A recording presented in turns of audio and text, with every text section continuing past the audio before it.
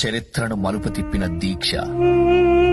కేసీఆర్ సచ్చుడో తెలంగాణ వచ్చుడో అని పిలుపునిచ్చి తన జాతి విముక్తి కోసం చావునోట్లో తలబెట్టిన సాహసికుడు కేసీఆర్.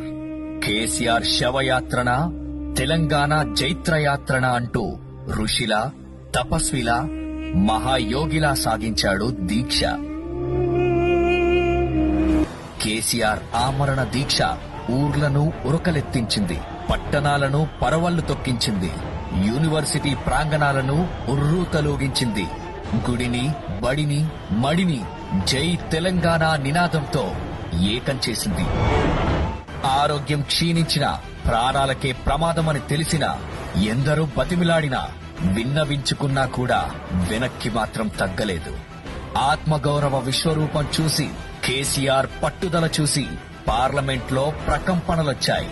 ఢిల్లీ దిగొచ్చింది. తెలంగాణకు అర్ధరాత్రి స్వాతంత్రం వచ్చింది. బక్కపలచని మనిషి ఉక్కు సంకల్పంతో గమ్యాన్ని ముద్దాడిండు. తెలంగాణ రాష్ట్ర ఏర్పాటు ప్రకటనొచ్చింది. తెలంగాణ స్వప్నం కాదు, సత్యమని రుజువైంది.